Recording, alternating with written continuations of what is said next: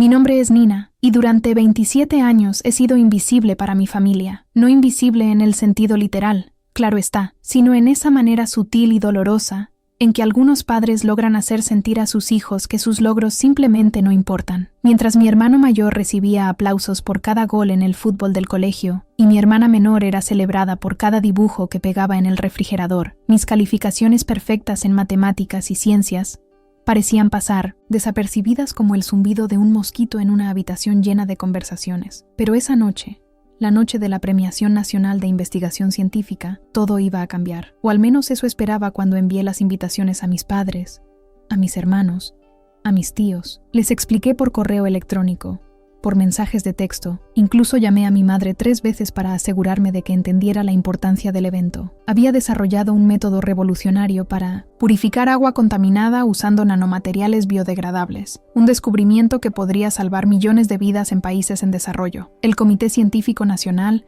había seleccionado mi investigación entre más de 5,000 propuestas. La ceremonia se celebraría en el Teatro Nacional, con la presencia del presidente de la República, ministros, embajadores y los científicos más reconocidos del país. Era el momento más importante de mi carrera profesional, quizás de toda mi vida, y yo solo quería que mi familia estuviera allí para verlo. Quería que por una vez, solo por una vez, me miraran con el mismo orgullo con el que habían mirado a mis hermanos. El día de la ceremonia me desperté temprano, a las 5 de la mañana, aunque el evento no comenzaba hasta las 7 de la noche. Los nervios me tenían completamente despierta. Me duché, me vestí con el único traje elegante que tenía en mi guardarropa, un conjunto azul marino que había comprado específicamente para ocasiones especiales como esta. Me peiné 3 veces, hasta que cada mechón estuvo perfectamente en su lugar. Me maquillé con cuidado, algo que rara vez hacía, porque quería verme perfecta en las fotografías que sabía que tomarían. Durante el día revisé mi discurso de agradecimiento al menos 20 veces. Había preparado palabras especiales para agradecer a mi familia por su apoyo incondicional,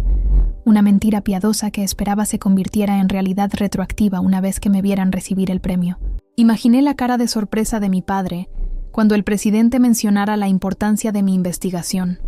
Visualicé a mi madre limpiándose una lágrima de orgullo cuando explicaran cómo mi trabajo podría proporcionar agua limpia a comunidades enteras en África y Asia. A las 4 de la tarde, cuando ya no pude soportar más la ansiedad, decidí llamar a mi madre para confirmar que vendrían. El teléfono sonó 5 veces antes de que contestara. «Ay, Nina, qué bueno que llamas», dijo mi madre con esa voz distraída que usaba cuando estaba viendo televisión. «Se me había olvidado comentarte que tu papá no se siente muy bien del estómago, y ya sabes cómo se pone cuando tiene que vestirse elegante y salir. Además, tu hermano tiene partido de fútbol esta noche, es semifinal, y tu hermana tiene una cita con ese chico que le gusta. Ya sabes cómo son estas cosas de jóvenes». Sentí como si me hubieran dado un puñetazo en el estómago. «Pero mamá», logré decir con voz temblorosa, «es el Premio Nacional de Investigación Científica. Es muy importante para mí». «Sí, mi amor, ya sé que es importante para ti, pero también entiende que la vida sigue su curso normal. No podemos parar todo por un premio. Además, seguramente va a haber muchas otras personas importantes allí. No van a extrañar a unos cuantos familiares más». Colgué el teléfono y me senté en el borde de mi cama, sintiéndome completamente vacía. Era como si todos los años de esfuerzo, todas las noches sin dormir en el laboratorio, todas las veces que había sacrificado planes sociales para enfocarme en mi investigación, hubieran perdido su significado en un instante. No era solo que no vinieran a la ceremonia, era que ni siquiera parecían entender por qué era importante para mí. Pensé en cancelar mi asistencia. Consideré enviar un mensaje diciendo que estaba enferma, que no podría ir a recibir el premio, pero luego recordé todas las horas que había pasado en el laboratorio, todas las pruebas fallidas, todos los experimentos que había repetido hasta obtener los resultados correctos. Recordé la expresión de asombro de mi director de tesis cuando vio por primera vez los datos de purificación del agua. Recordé las lágrimas de alegría que derramé la noche que confirmé que mi método funcionaba perfectamente. No iba a dejar que la indiferencia de mi familia arruinara este momento. Había trabajado demasiado duro para llegar hasta aquí. Me merecía estar en ese escenario, con o sin ellos. Llegué al Teatro Nacional a las 6 de la tarde. El edificio estaba iluminado con luces especiales, y había una alfombra roja que se extendía desde la calle hasta la entrada principal. Fotógrafos y camarógrafos esperaban para capturar las llegadas de los dignatarios. Cuando bajé del taxi, uno de los organizadores me reconoció inmediatamente. «Doctora Martínez», dijo con una sonrisa genuina, «qué honor tenerla aquí esta noche. Su investigación ha causado una verdadera revolución en la comunidad científica internacional». Me entregó una credencial especial y me guió hacia el área reservada para los premiados. Allí conocí a los otros galardonados: un físico que había desarrollado una nueva tecnología de energía solar, una bióloga que había descubierto un tratamiento prometedor para el Alzheimer, un ingeniero que había creado un sistema de construcción antisísmica revolucionario. Todos ellos estaban acompañados por familiares, cónyuges, hijos, padres que los miraban con admiración evidente. «¿Dónde está su familia, doctora?», me preguntó la bióloga mientras esperábamos que comenzara la ceremonia. «Tuvieron algunos compromisos de último momento». Mentí con una sonrisa que esperaba se viera convincente, «pero estarán viendo la transmisión en vivo desde casa». La ceremonia comenzó puntualmente a las 7. El teatro estaba completamente lleno. En las primeras filas se sentaban el presidente, los ministros, embajadores de varios países, rectores de universidades y directores de centros de investigación. Las luces se atenuaron y comenzó un video que mostraba los logros científicos más importantes del año en nuestro país. Cuando aparecieron imágenes de mi laboratorio y explicaron mi investigación, sentí una mezcla extraña de orgullo y soledad. Ahí estaba mi trabajo, siendo reconocido a nivel nacional, siendo explicado como un avance que podría cambiar la vida de millones de personas, y las únicas personas a las que realmente quería impresionar no estaban allí para verlo. El presidente subió al escenario para dar el discurso inaugural. Habló sobre la importancia de la ciencia para el desarrollo del país, sobre cómo los investigadores son los verdaderos héroes silenciosos de la sociedad moderna. Mencionó específicamente mi investigación, explicando cómo el método que había desarrollado ya estaba siendo implementado en proyectos piloto en 3 países africanos. La doctora Nina Martínez, dijo mirándome directamente desde el escenario, nos ha demostrado que la ciencia mexicana está a la altura de los mejores centros de investigación del mundo. Su trabajo no solo es académicamente brillante, sino que tiene el potencial de salvar vidas reales, de personas reales en el mundo real. Cuando llegó el momento de entregar mi premio, escuché mi nombre resonar por todo el teatro. El Premio Nacional de Investigación Científica en la categoría de Ciencias Ambientales se otorga a la doctora Nina Martínez por su revolucionario método de purificación de 1990, agua mediante nanomateriales biodegradables. Me levanté de mi asiento y caminé hacia el escenario. Cada paso parecía eterno. La luz de los reflectores era cegadora, pero podía sentir los ojos de todas esas personas importantes puestos en mí. Cuando subí las escaleras del escenario, mis piernas temblaban ligeramente, no de nervios por estar frente a toda esa gente, sino por la emoción de finalmente recibir el reconocimiento que había estado buscando toda mi vida profesional. El presidente se acercó a mí con el premio en las manos. Era una hermosa escultura de cristal, con una placa de oro que tenía mi nombre grabado. Pero lo que pasó después fue algo que jamás habría podido imaginar. En lugar de simplemente entregarme el premio y darme la mano formal,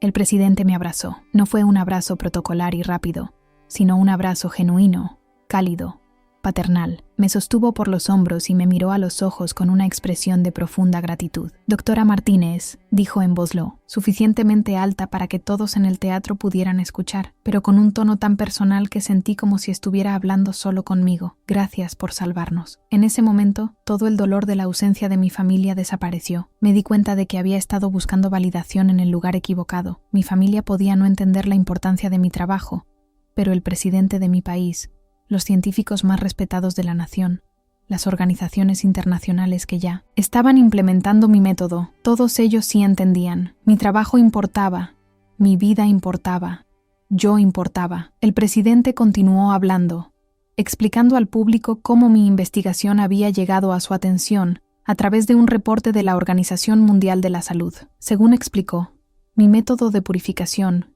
ya había sido probado en una comunidad rural de Guatemala, donde el agua estaba contaminada con metales pesados de una mina abandonada. En solo 3 semanas, habían logrado proporcionar agua completamente limpia a más de 2,000 personas. Pero eso no es todo, continuó el presidente. La doctora Martínez ha trabajado incansablemente para que su tecnología sea accesible y económicamente viable para las comunidades más pobres del mundo. Ha rechazado ofertas millonarias de corporaciones internacionales para mantener su investigación en el dominio público. Ha decidido que su descubrimiento sea un regalo para la humanidad, no una fuente de enriquecimiento personal.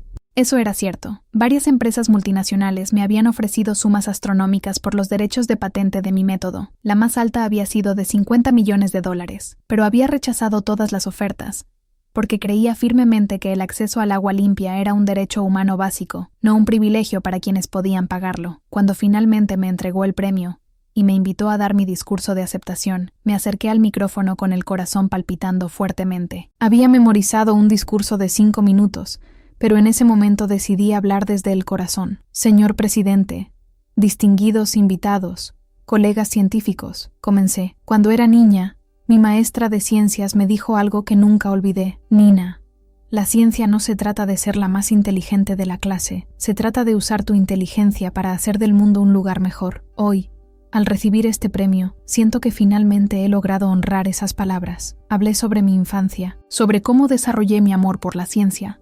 A pesar de la falta de apoyo en casa, conté sobre las noches que pasé leyendo libros de química a la luz de una lámpara pequeña mientras mis hermanos dormían. Hablé sobre mi primer experimento científico real, cuando tenía 12 años, y traté de purificar el agua del grifo usando filtros caseros hechos con arena, carbón y algodón. Mi investigación sobre purificación de agua no comenzó en la universidad, expliqué. Comenzó cuando era una niña y veía en las noticias imágenes de niños en África caminando kilómetros para conseguir agua que ni siquiera era segura para beber. Me prometí a mí misma que algún día encontraría una manera de ayudar a esos niños. Conté sobre los años de fracasos, sobre los experimentos que no funcionaron, sobre las veces que estuve a punto de abandonar el proyecto.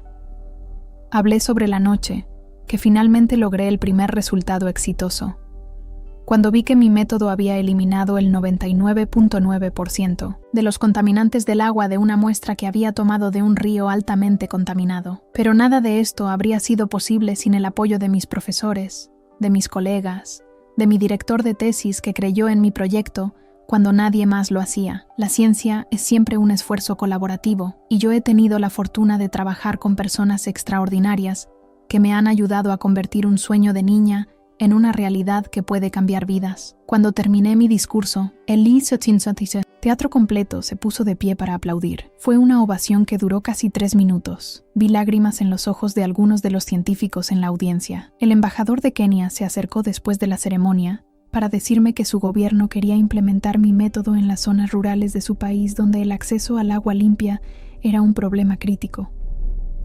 Después de la ceremonia oficial, había una recepción en los jardines del teatro. Mientras conversaba con diferentes dignatarios y científicos, mi teléfono comenzó a sonar insistentemente. Eran mensajes de personas que habían visto la transmisión en vivo de la ceremonia, compañeros de la universidad, profesores, amigos que no había visto en años, todos felicitándome y expresando su orgullo por mi logro. Pero los mensajes que más me impactaron fueron los de personas completamente desconocidas. Una madre de Guatemala me escribió para agradecerme porque mi método había llegado a su comunidad y ahora sus hijos podían beber agua sin enfermarse. Un estudiante de ingeniería de Nigeria me decía que mi historia lo había inspirado a continuar con su propio proyecto de investigación, a pesar de las dificultades económicas que enfrentaba. Había también mensajes de medios de comunicación internacionales, solicitando entrevistas. CNN en español quería hacer un documental sobre mi trabajo. National Geographic me había invitado a escribir un artículo sobre mi investigación. La UNESCO me había extendido una invitación para hablar en su próxima conferencia sobre acceso al agua en países en desarrollo. En medio de toda esa avalancha de reconocimiento y oportunidades, mi teléfono sonó con una llamada. Era mi madre. Nina, mi amor, dijo con una voz que sonaba diferente, menos distraída que en la mañana. Acabo de ver la ceremonia en televisión. No tenía idea de que fuera tan importante. El presidente te abrazó, mi amor. El presidente. Y todo ese discurso sobre cómo tu trabajo va a salvar vidas. Pude escuchar a Mino Santos, mi padre al fondo diciendo algo sobre que siempre había sabido que yo era especial, aunque ambos sabíamos que eso no era verdad. Mi hermano aparentemente había dejado su partido de fútbol a medio tiempo para ir a casa a ver la retransmisión de la ceremonia. Mi hermana había cancelado su cita. Estamos muy orgullosos de ti, Nina, continuó mi madre. Perdónanos por no haber estado ahí. No entendíamos, no sabíamos. Por primera vez en mi vida adulta, escuché a mi madre llorar de orgullo por algo que yo había hecho. Era una sensación extraña y agridulce. Por un lado, Me alegraba finalmente recibir el reconocimiento de mi familia. Por otro lado, me dolía que hubiera necesitado el reconocimiento público, el abrazo del presidente, la cobertura mediática, para que entendieran el valor de mi trabajo. Está bien, mamá, le dije finalmente. Lo importante es que ahora entiendes. Esa noche, cuando regresé a mi apartamento con el premio en mis manos, me senté en mi sofá y reflexioné sobre todo lo que había pasado. Me di cuenta de que había aprendido una lección muy importante sobre la validación y el reconocimiento. Durante años había buscado la aprobación de mi familia. Había querido que ellos fueran las primeras personas en reconocer mi valor y mis logros. Pero la validación real, la que realmente importaba, había venido de una fuente completamente diferente. El presidente no me había abrazado porque fuera su hija o porque me conociera personalmente. Me había abrazado porque mi trabajo tenía un impacto real en el mundo, porque había dedicado mi vida a resolver un problema que afectaba a millones de personas, porque había elegido el servicio a la humanidad por encima del beneficio personal. Ese reconocimiento era mucho más valioso que cualquier aplauso familiar. Los días siguientes fueron un torbellino de actividad. Las entrevistas con medios internacionales se sucedían una tras otra. Universidades de todo el mundo me invitaban a dar conferencias. Organizaciones sin fines de lucro querían colaborar conmigo para implementar mi método en diferentes países. Pero lo que más me emocionaba eran las historias de impacto real que comenzaron a llegar. Un hospital en Bangladesh había implementado mi sistema y había reducido en un 80% los casos de enfermedades transmitidas por agua contaminada. Una escuela en Etiopía había instalado mi método de purificación, y por primera vez en décadas, sus estudiantes podían beber agua segura durante las horas de clase. Una semana después de la ceremonia, recibí una llamada que cambiaría mi vida para siempre. Era del secretario general de las Naciones Unidas, invitándome a ser embajadora especial para el Programa Mundial de Acceso al Agua Limpia. Me ofrecían recursos ilimitados para implementar mi método en los países que más lo necesitaran, un equipo internacional de científicos e ingenieros para trabajar bajo mi dirección, y la oportunidad de presentar mi trabajo directamente a la Asamblea General de 1990, la ONU. Doctora Martínez, me dijo el secretario general durante nuestra conversación telefónica. Su método de purificación tiene el potencial de cambiar la vida de más de 2.000 millones de personas en el mundo que actualmente no tienen acceso a agua potable segura. Queremos que lidere este esfuerzo global. Acepté la posición inmediatamente. Era la oportunidad de mi vida, la posibilidad de ver mi investigación implementada a una escala que nunca había imaginado posible. Pero antes de viajar a Nueva York para asumir mi nuevo cargo, quería hacer algo que había estado posponiendo durante años. Quería visitar a mi maestra de ciencias de la primaria, la señora García, que ahora tenía más de 70 años y vivía retirada en una casa de descanso. Cuando llegué a visitarla, llevando conmigo una copia de mi premio y algunos artículos de periódico sobre mi trabajo, sus ojos se llenaron de lágrimas. Me recordó perfectamente, a pesar de que habían pasado más de 20 años desde que fui su estudiante. Nina, me dijo tomando mis manos entre las suyas, siempre supe que harías algo extraordinario. Eras esa niña que hacía preguntas que ni siquiera yo sabía cómo responder, que veía conexiones donde otros solo veían datos aislados. Le conté sobre mi nuevo trabajo con las Naciones Unidas, sobre los proyectos que planeaba implementar en los próximos años, sobre mi sueño de ver un mundo donde ningún niño tuviera que caminar kilómetros para conseguir agua que ni siquiera fuera segura para beber. ¿Sabes qué es lo que más me orgullece de ti?, me preguntó. No es solo que hayas desarrollado una tecnología brillante, es que nunca perdiste esa compasión que tenías cuando eras niña, esa necesidad de ayudar a otros que ni siquiera conoces.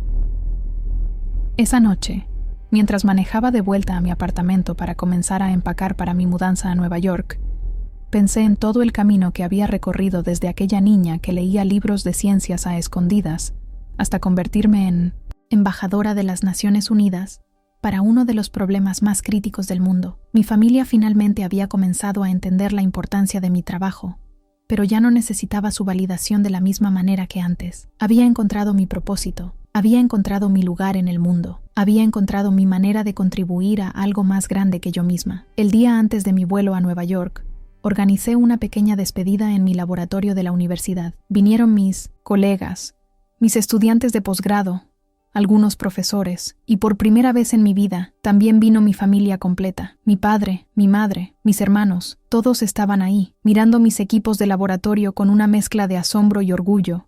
que nunca antes había visto en sus ojos. Mi hermano menor, el que siempre había recibido todos los aplausos por sus goles de fútbol, se acercó a mí durante la reunión. «Nina», me dijo, «quiero pedirte perdón por todos estos años. Nunca entendimos lo que hacías.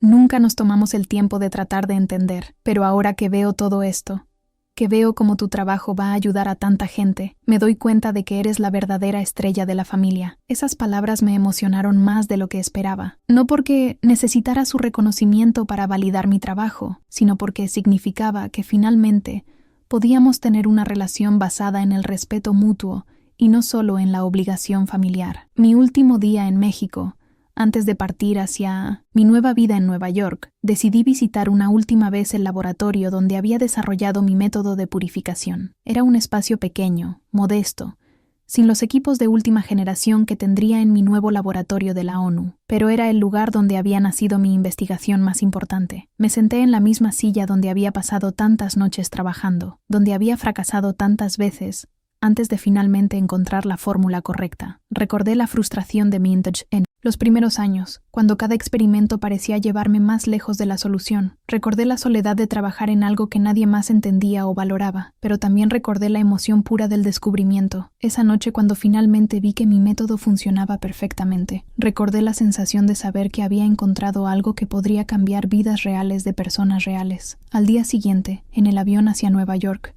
mientras veía por la ventanilla cómo mi país se hacía más pequeño debajo de las nubes, pensé en todo lo que había aprendido durante este proceso. Había aprendido que la validación más importante no viene de la familia o de los conocidos, sino de saber que tu trabajo tiene un propósito real y positivo en el mundo. Había aprendido que el reconocimiento público es agradable, pero no es lo que le da significado a una vida dedicada a la ciencia. Sobre todo, había aprendido que cuando el presidente de tu país te abraza en un escenario nacional y te dice «Gracias por salvarnos», no te está agradeciendo solo a ti como individuo, te está agradeciendo en nombre de todas esas personas que nunca conocerás personalmente, pero cuyas vidas van a mejorar gracias a tu trabajo. Te está agradeciendo por haber elegido usar tu talento y tu conocimiento para resolver problemas reales, en lugar de solo buscar fama o dinero. Ahora, mientras me preparo para comenzar esta nueva fase de mi carrera profesional, sé que voy a enfrentar desafíos aún más grandes. Implementar mi método de purificación en docenas de países diferentes,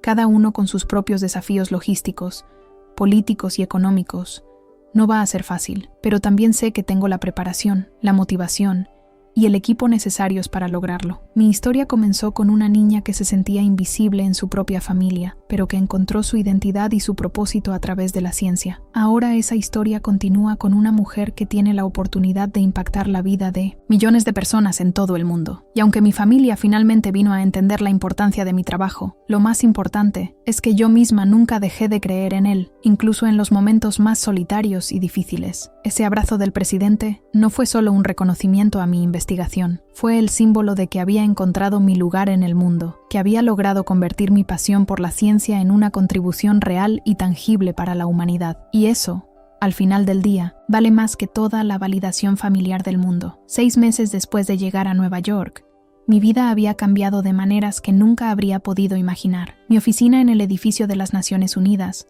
tenía una vista espectacular del East River, pero lo que realmente me emocionaba cada mañana al llegar al trabajo no era la vista, sino los informes que llegaban diariamente desde diferentes partes del mundo sobre la implementación exitosa de mi método de purificación. En Senegal, habíamos instalado sistemas de purificación en 15 aldeas rurales, proporcionando agua limpia a más de 20,000 personas. Los reportes médicos mostraban una reducción del 70% en enfermedades gastrointestinales en solo 3 meses. En Bangladesh, trabajamos con el gobierno local para implementar el sistema en escuelas rurales, y por primera vez en décadas, la asistencia escolar había aumentado significativamente porque los niños ya no se enfermaban constantemente por beber agua contaminada. Pero el proyecto que más cerca tenía a mi corazón era el que estábamos desarrollando en Guatemala, el mismo país donde se había hecho la primera prueba piloto de mi método. Había decidido expandir significativamente nuestra presencia allí, no solo instalando más sistemas de purificación, sino también estableciendo un centro de capacitación donde ingenieros locales pudieran aprender a construir, mantener y reparar los equipos. Era un viernes por la tarde cuando recibí una llamada que me cambiaría la perspectiva sobre todo el trabajo que estaba haciendo. Era de María González, una enfermera que trabajaba en una clínica rural en las montañas de Guatemala, cerca de donde habíamos instalado uno de nuestros primeros sistemas. «Doctora Martínez», me dijo con voz emocionada, «tengo que contarle algo increíble. ¿Recuerda que le mencionamos a Sofía, la niña de 8 años que estaba muy enferma cuando llegaron ustedes al pueblo?» Recordaba perfectamente a Sofía. Era una niña pequeña y frágil que sufría de desnutrición crónica y infecciones intestinales recurrentes, causadas por el agua contaminada que su familia se veía obligada a beber. Sus padres eran campesinos pobres, que no tenían acceso a agua limpia y habían perdido a 2 hijos anteriores por enfermedades relacionadas con la contaminación del agua. «Sí, la recuerdo perfectamente», respondí. «Doctora, Sofía acaba de ganar el concurso de ciencias de toda su región. Su proyecto era sobre la importancia del agua limpia para la salud comunitaria. Ha estado enseñando a otros niños de su escuela sobre cómo funciona el sistema que ustedes instalaron. Y lo más increíble es que me dijo que cuando crezca quiere ser científica como usted, para ayudar a más niños en otros lugares del mundo». Me quedé sin palabras. Las lágrimas comenzaron a correr por mis mejillas, mientras escuchaba a María continuar contándome sobre cómo Sofía había florecido desde que tenía acceso a agua limpia. Ya no se enfermaba, constantemente, había ganado peso. Sus calificaciones habían mejorado dramáticamente, y se había convertido en una de las estudiantes más brillantes de su escuela. «Hay algo más, doctora», continuó María. «Los padres de Sofía quieren hablar con usted personalmente. Me pidieron que le preguntara si sería posible que viniera a visitarnos. Quieren agradecerle en persona por salvar la vida de su hija». Esa noche no pude dormir. Me quedé despierta pensando en Sofía, en cómo mi investigación había cambiado no solo su salud física, sino también sus aspiraciones y sus sueños. Me di cuenta de que mi trabajo había creado un círculo virtuoso. Al resolver un problema inmediato de salud pública, había inspirado a una nueva generación de niños a interesarse por la ciencia y a querer seguir resolviendo problemas en sus comunidades. Al día siguiente, solicité permiso para tomar una semana de vacaciones y organicé un viaje a Guatemala. Quería conocer personalmente a Sofía y a su familia, pero también quería ver con mis propios ojos el impacto real de todo el trabajo que estábamos haciendo desde las oficinas de Nueva York. El vuelo a Ciudad de Guatemala me dio tiempo para reflexionar sobre todo lo que había cambiado en mi vida durante el último año. Había pasado de ser una investigadora relativamente desconocida, trabajando sola en un laboratorio pequeño, a ser una funcionaria internacional, con un equipo de más de 50 personas, trabajando bajo mi dirección, en proyectos que se extendían por 3 continentes. Pero más importante que el reconocimiento profesional era la sensación de propósito que sentía cada día. Cada mañana al despertar sabía exactamente por qué hacía lo que hacía. Sabía que cada decisión que tomaba, cada proyecto que aprobaba, cada sistema que instalábamos, tenía el potencial de salvar vidas reales y cambiar el futuro de familias enteras. Cuando llegué al pueblo donde vivía Sofía, después de un viaje de 4 horas en automóvil desde la capital por caminos de montaña, me recibió prácticamente toda la comunidad. Habían organizado una celebración en mi honor, con música tradicional, comida local y discursos de agradecimiento de los líderes comunitarios. Pero el momento más emotivo fue cuando conocí a Sofía en persona. Era una niña pequeña pero llena de energía, con ojos brillantes e inteligentes que me recordaron a mí misma cuando tenía su edad. Sus padres, don Carlos y doña Nina, eran personas humildes pero llenas de dignidad, que me recibieron con una gratitud tan profunda que me emocionó hasta las lágrimas. «Doctora Nina», me dijo don Carlos con voz temblorosa, «usted salvó a nuestra hija. Antes de que llegara su sistema de agua limpia, Sofía se enfermaba cada pocas semanas. Pasaba más tiempo enferma que sana. Nosotros ya habíamos perdido la esperanza».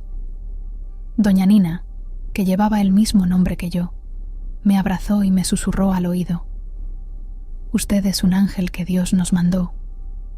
No tenemos cómo pagarle lo que ha hecho por nuestra familia». Pero fue Sofía quien más me impactó. Me mostró su proyecto de ciencias, que incluía dibujos detallados de cómo funcionaba nuestro sistema de purificación, explicaciones sobre los diferentes tipos de contaminantes que removía y propuestas para mejorar el sistema que demostraban un entendimiento científico muy avanzado para una niña de su edad. Doctora Nina, me dijo con una sonrisa que iluminaba toda su cara, cuando sea grande quiero ser como usted. Quiero inventar cosas que ayuden a los niños de todo el mundo a no enfermarse. Le regalé algunos libros de ciencias que había traído desde Nueva York, adaptados para su edad, y le prometí que mantendríamos contacto. También le dije algo que esperaba que recordara toda su vida. Sofía, ya eres una científica. No necesitas esperar a crecer. Cada pregunta que haces, cada observación que realizas, cada experimento que imaginas, ya es ciencia. Durante los días que pasé en Guatemala, visité otros pueblos donde habíamos instalado sistemas de purificación. En cada lugar, las historias eran similares pero únicas. En un pueblo, una madre me contó cómo su bebé había dejado de tener diarrea crónica desde que tenían agua limpia. En otro, un maestro me explicó cómo la asistencia escolar había aumentado dramáticamente porque los niños ya no faltaban constantemente por enfermedades. Pero también vi los desafíos que aún enfrentábamos. En algunas comunidades más remotas, el transporte de los equipos había sido extremadamente difícil. En otras, la capacitación para el mantenimiento de los sistemas necesitaba ser reforzada. Vi que necesitábamos desarrollar versiones aún más simples y robustas de la tecnología para poder llegar a las comunidades más aisladas y con menos recursos técnicos. Cuando regresé a Nueva York, tenía una lista larga de mejoras que quería implementar en nuestros proyectos, pero también tenía algo más valioso, una conexión emocional renovada con el propósito real de mi trabajo. Ya no era solo sobre implementar una tecnología que había desarrollado en mi laboratorio, era sobre cambiar vidas, sobre darle a niños como Sofía la oportunidad de soñar con un futuro diferente. Esa renovada motivación llegó en el momento perfecto, porque pronto recibiría una propuesta que pondría a prueba todo lo que había aprendido hasta ese momento. El secretario general me llamó a su oficina para una reunión que cambiaría completamente la escala de nuestro trabajo. Doctora Martínez, me dijo mientras revisaba algunos documentos en su escritorio, hemos recibido una solicitud muy especial. El gobierno de la República Democrática del Congo nos ha pedido ayuda para abordar una crisis de agua que afecta a más de 5 millones de personas. Es el proyecto más grande y complejo que jamás hemos intentado. Me explicó que la situación en el Congo era particularmente desafiante. Décadas de conflicto y inestabilidad política habían destruido gran parte de la infraestructura de agua del país. Además, las actividades mineras ilegales habían contaminado muchas fuentes de agua con metales pesados y químicos tóxicos. Era exactamente el tipo de contaminación para la cual mi método había sido diseñado, pero en una escala que requeriría recursos y coordinación sin precedentes. Necesitamos instalar más de 1000 sistemas de purificación en un periodo de 2 años. Continuó, necesitamos entrenar a cientos de técnicos locales. Necesitamos trabajar con el gobierno, con organizaciones internacionales, con empresas privadas, con comunidades locales. Es un proyecto que podría cambiar la vida de millones de personas, pero también podría fracasar espectacularmente si no lo manejamos correctamente. Me ofreció liderar todo el proyecto, con un presupuesto de $200 millones y total autonomía para formar mi equipo y desarrollar la estrategia de implementación. Era una oportunidad increíble, pero también una responsabilidad abrumadora. Señor secretario general, le dije después de unos momentos de reflexión, acepto el desafío, pero necesito hacer algunas cosas de manera diferente a como hemos trabajado hasta ahora. Le expliqué mi visión para el proyecto del Congo. En lugar de simplemente instalar sistemas y capacitar técnicos, quería crear un programa integral que incluyera educación científica para niños y jóvenes, becas para estudiantes locales que quisieran estudiar ingeniería o ciencias ambientales, y un centro de investigación permanente donde científicos congoleños pudieran desarrollar sus propias innovaciones para problemas locales. Quiero que este proyecto no solo resuelva el problema inmediato del agua, le expliqué, sino que también inspire y prepare a la próxima generación de científicos e ingenieros congoleños para resolver sus propios problemas en el futuro. El secretario general sonrió y me dijo: Doctora Martínez, esta es exactamente la razón por la cual la elegimos para este trabajo.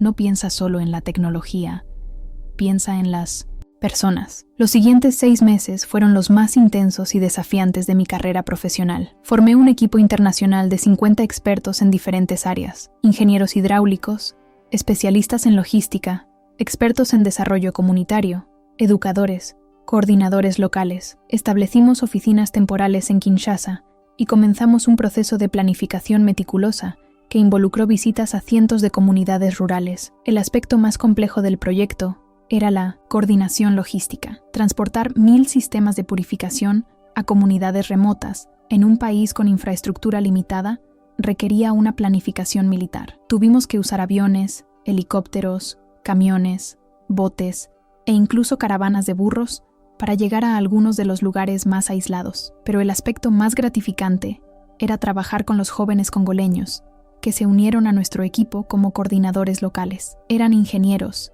científicos y educadores brillantes que entendían mejor que nadie las necesidades específicas de sus comunidades.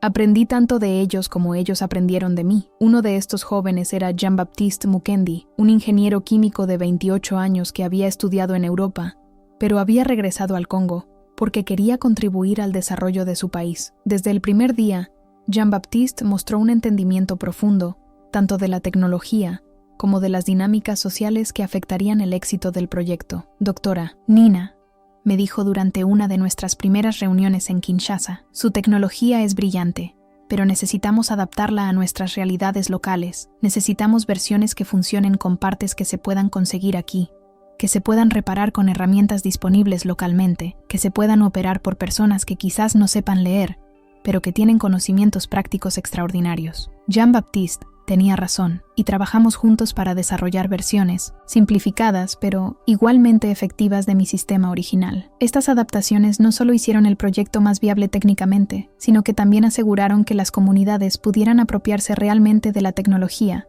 y mantenerla funcionando a largo plazo. El primer sistema que instalamos en el Congo fue en una escuela primaria en una aldea llamada Mbuji-Mayi, en la provincia de Kasai Oriental. La ceremonia de inauguración fue similar a mi experiencia en el Teatro Nacional de mi país, pero más emotiva, porque esta vez pude ver directamente a los niños que se beneficiarían del sistema. Cuando abrimos la válvula y comenzó a fluir agua completamente limpia del sistema, los niños de la escuela aplaudieron y gritaron de alegría. Algunos llenaron vasos y bebieron inmediatamente, como si fuera la primera vez que probaran agua realmente pura. La directora de la escuela, una mujer mayor llamada Mama Thérèse, se acercó a mí con lágrimas en los ojos. «Doctora», me dijo en francés, «durante 40 años he visto morir niños por beber agua sucia. Hoy, por primera vez en mi vida, sé que los niños de mi escuela nunca más van a enfermarse por esa razón. Usted ha hecho un milagro». Esa noche, en mi hotel en Mbuji-Mayi, llamé a mis padres por teléfono. Era la primera vez en meses que hablaba con ellos,